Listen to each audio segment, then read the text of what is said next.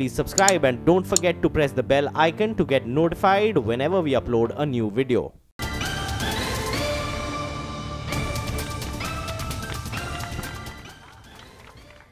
भैया जी कहीं में आपका एक बार फिर स्वागत है और मैं मौजूद हूं कैनॉट प्लेस पे।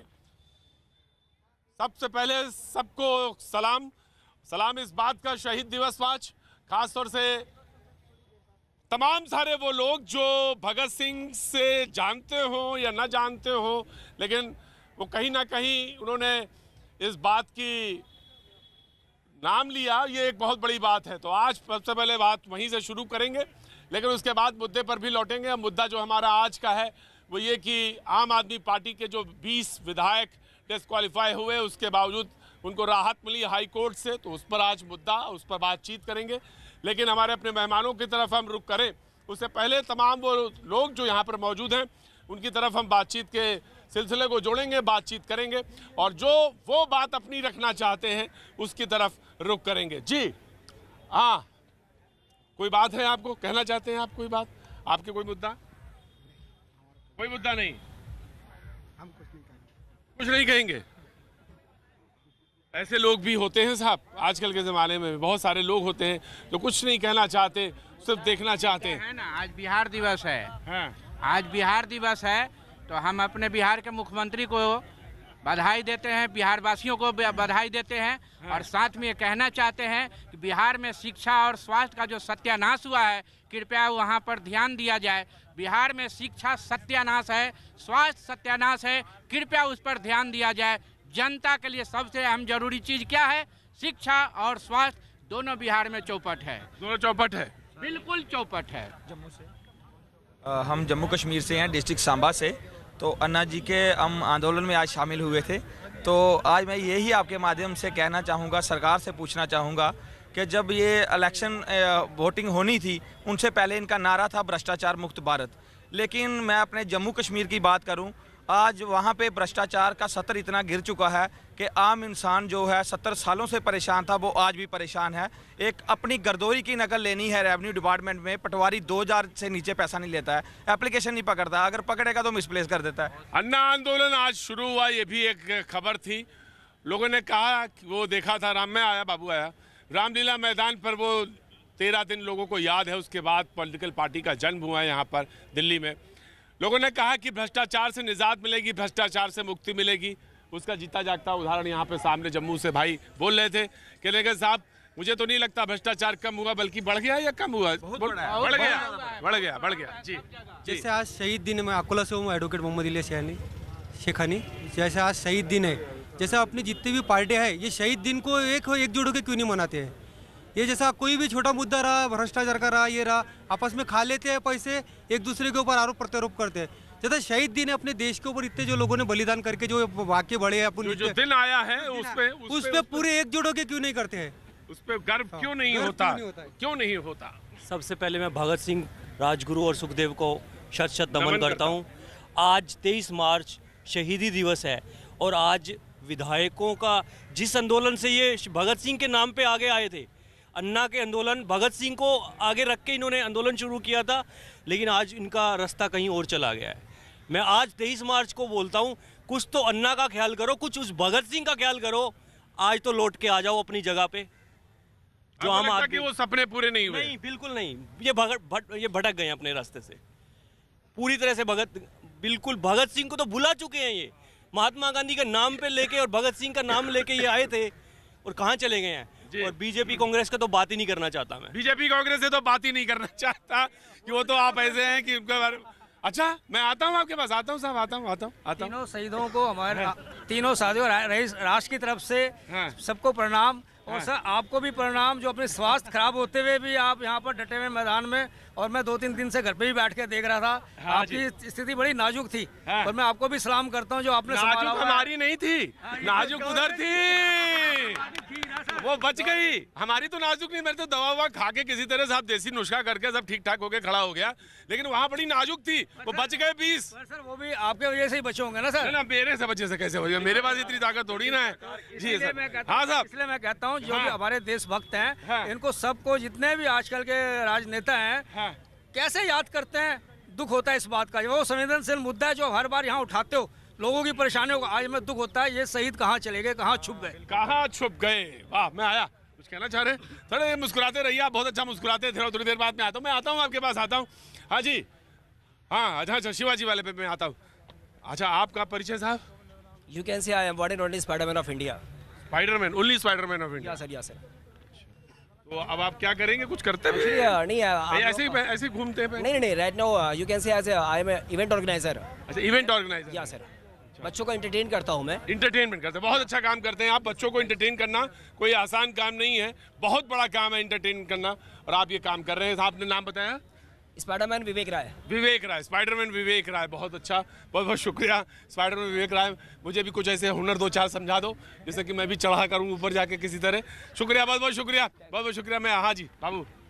शहीद दिवस पे युवाओं के प्रेरणा स्रोत शहीद भगत सिंह प्रातः स्मरणीय, उनको श्रद्धा सुमन अर्पित करते हैं। और मैं एक चीज़, बस एक लाइन चैनल के लिए बोल देना चाहता हूँ। डेली मात्र एक न्यूज़ चैनल ऐसा है जो तिरंगे के साथ स्टार्ट करता है कार्यक्रम, वो बहुत अच्छा लगता है देखकर टीवी पर। यहाँ भले से हमें नहीं पता चलता है, लेकिन तिरंगे को जब दिखाया जाता है तो अलग से रोम रोम खड़ा हो जाता है। आज शहीद दिवस पे मैं एक कविता हरिओम पवार, डॉक्टर हरिओम पवार जी की और एक चंद्रशेखर जी की छोटी सी कहानी बताऊंगा। बस आज के नेताओं के अंदर जो नहीं, उस समय के नेता के अंदर कविता छोटी होनी चाहिए, शर्त यही है सर, छोटी है। हाँ। जो गोली खाने के लिए आगे बढ़ जाते थे, हाँ। भारत माँ की जय कहकर फांसी पर चढ़ जाते थे, दूर गगन में तारे उनके नाम दिखाई देते हैं। हाँ। उनके स्मारक भी चारों धाम दिखाई देते हैं। क्या बात है। ऐसे शहीदों को हम नमन न करें। और जो आज के नेता हैं, सभी नेताओं के लिए हाँ। थोड़ा नरेंद्र भाई मोदी जी के अंदर थोड़ी सी उसके गुण दिखते हैं जो चंद्रशेखर आजाद जी के थे। हाँ, अच्छा। काकोरी के दिल चले एक किताब है, काकोरी के दिल जले, पंडित राम दुलार त्रिवेदी जी ने लिखा है। उसमें उन्होंने कहा है कि जब एक बार उनके गांव से, चंद्रशेखर जी के गांव से लोग आए, बोले कि तुम्हारे माँ बाप खाने के लिए मर रहे हैं, तुम पैसे लूटते हो, तुम्हारे पास खजाने की चाबी रहती है, कुछ पैसा उसमें से भेज दिया करो घर, माँ बाप कम से कम खाना खा लें। तो उन्होंने कहा अपने गाँव वालों से कि आप लोग, अगर माँ बाप मेरे ही नहीं है, सारे क्रांतिकारियों के हैं, मैं अकेला लड़का नहीं हूँ, सारे क्रांतिकारियों के माँ बाप हैं। अगर आप लोग मेरे माँ बाप को खाना नहीं खिला सकते हैं गांव वाले, तो दोबारा आकर मुझसे कहना, मैं चलूंगा और अपने माँ बाप के सीने में एक गोली माँ के और एक गोली बाप के सीने में उतार दूंगा। ऐसे क्रांतिकारी नेता होने चाहिए देश में, तब देश का विकास होगा। क्रांतिकारी नेता होने चाहिए, ऐसे क्रांतिकारी नेता होने चाहिए। जी जी शिवाजी। प्रतीक जी, सबसे पहले तो मैं इस भव्य तिरंगे के नीचे खड़ा होकर मैं शहीदी दिवस पर उन शहीदों को नमन करता हूं। और दूसरा ये है, छत्रपति शिवाजी महाराज का 6 अप्रैल से 10 अप्रैल हम लोग लाल किले के यहाँ पे ऑर्गेनाइज कर रहे हैं। तो मैं चाहता हूँ कि मैक्सिमम जितने लोग अपने खुद और अपने परिवार को लेकर आएँ, और जो एक भव्य मंचन वहाँ पे नाटक मंचन होगा उसको देखें। बिल्कुल बिल्कुल बिल्कुल देखें, बिल्कुल देखें। मेरा कहना है कि जरूर होना चाहिए, मनोरंजन होना चाहिए। प्रतीक जी, मैं ये कह रहा हूँ कि अन्ना जी ने जो अभी आंदोलन कर रहे हैं, हाँ। क्या इससे दूसरा केजरीवाल पैदा होगा? क्या उससे दूसरा केजरीवाल पैदा होगा, ये सवाल इन्होंने पूछा है कि जो आंदोलन शुरू हो रहा है अन्ना जी का, इससे क्या दूसरा केजरीवाल पैदा होगा? सवाल ये है कि पहले केजरीवाल तो है ही है, तो उसे क्या कमी है भाई? वही अब काफी है। वो तो दिल्ली के मालिक बने बैठे हैं। वो दिल्ली के मालिक बने बैठे हैं। दूसरा कोई मालिक हो, दूसरा मालिक हो, हाँ? हो सकता है कोई दूसरा मालिक बन बैठे। जी कहते हैं कि एक को जो झेल नहीं पा रहे, हम दूसरे को कैसे झेलेंगे? कह रहे हैं कि एक बात काफी है, दूसरे की क्या जरूरत है। जी मैं आया। हाँ जी कहिए। जी। छाती है उदासी चेहरे पे, नम आंखें होती हैं, जब याद शहीदों की कुर्बानी होती है, तब अपने उन लालों पे भारत माँ रोती है, तब अपने उन लालों। अपनी अपनी तरह से लोगों ने याद किया, अपने अपने तरीके से शहीद दिवस पर आज यहाँ पे लोगों ने स्मरण किया, नमन दिया।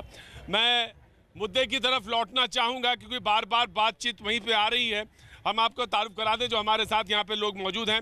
विकास योगी जी आम आदमी पार्टी का पक्ष रखने के लिए हमारे साथ आज मौजूद हैं, बहुत बहुत शुक्रिया। हमारे साथ हरीश खुराना जी बीजेपी का पक्ष रखने के लिए हमारे साथ मौजूद हैं, बहुत बहुत शुक्रिया हरीश खुराना जी। हमारे साथ प्रेरणा सिंह कांग्रेस का पक्ष रखने के लिए हमारे साथ मौजूद हैं, बहुत बहुत शुक्रिया प्रेरणा जी। अवधेश कुमार वरिष्ठ पत्रकार अक्सर प्रोग्राम में शरीक होते हमारे साथ आज मौजूद हैं। डॉक्टर अजय उपाध्याय राजनीतिक विश्लेषक मौजूद हैं हमारे साथ। तमाम बातचीत के सिलसिले को जोड़ने के लिए यहाँ पर लोग मौजूद। लेकिन मैं सबसे पहले आम आदमी पार्टी के प्रवक्ता को खड़ा करना चाहूँगा, विकास जी। तो राहत तो मिल गई, चलिए साहब, अच्छा हुआ। बीजेपी के मुंह की तरफ मत देखिएगा, आप अपनी बात कहिएगा। की तरफ तो जनता बाद में देखेगी, पहले तो ये हमारी जीत नहीं है। ये सारी जो दिल्ली की जनता खड़ी है, इनकी जीत है। वो इनके विधायक थे, इन्होंने चुन के भेजा था। कुछ लोगों की साजिश की वजह से षड्यंत्र कर करके उनको डिस्क्वालीफाई करने की कोशिश की गई, लेकिन नहीं हो पाया। इससे एक संदेश साफ गया है कि ये देश लोकतंत्र से चलेगा, किसी की तानाशाही से नहीं चलेगा। ये देश संविधान से चलेगा, किसी के खुद के बनाए संविधान से नहीं चलेगा। जो बाबा साहब ने संविधान बनाया उससे चलेगा। बिल्कुल बिल्कुल। आज कोर्ट ने इनको बोला है कि ये जो आपने इलेक्शन कमीशन ने किया है, ये प्राकृतिक न्याय के खिलाफ है। आप बिना सुने किसी के जजमेंट कैसे सुना सकते हैं? मेरा सवाल दूसरा है, इलेक्शन कमीशन ने किसके दबाव में ये किया, और इलेक्शन कमीशन ने जिसके भी ये दबाव में किया वो जवाब क्यों नहीं दे रहे? इनडायरेक्टली ज्योति जी रिटायर हुए हैं, ऐसी कौन सी जल्दी सी रिटायर होने से 24 घंटे पहले वो जजमेंट लिख के चले गए। और ज्योति जी कौन है? ज्योति जी गुजरात में मोदी जी के 9 या 10 साल तक मुख्य सचिव रहे हैं, जो इलेक्शन कमिश्नर थे। हरीश जी, अब तो जवाब तो देना ही पड़ेगा, चेहरे उतरा हो चाहे जो भी हो। देखिए, मुझे इनकी व्यथा आज तक समझ में नहीं आई। हर बात पे मोदी जी बीच में है। इलेक्शन कमीशन एक इंडिपेंडेंट बॉडी है, लोकतंत्र की रक्षा करने वाली बॉडी है, और जब आप उसके ऊपर उंगली उठाते हो, आप पूरे लोकतंत्र पे उंगली उठाते हो। जब ईवीएम आप अपना गोरखपुर जीत जाए तो ईवीएम बिल्कुल ठीक, और जब भारतीय जनता पार्टी चुनाव जीत जाए तो ईवीएम खराब। ये कब तक चलेगा ऐसा? ये कब तक आरोप प्रत्यारोप चलेंगे? भारतीय जनता पार्टी भी बीच में कहां से आ गई?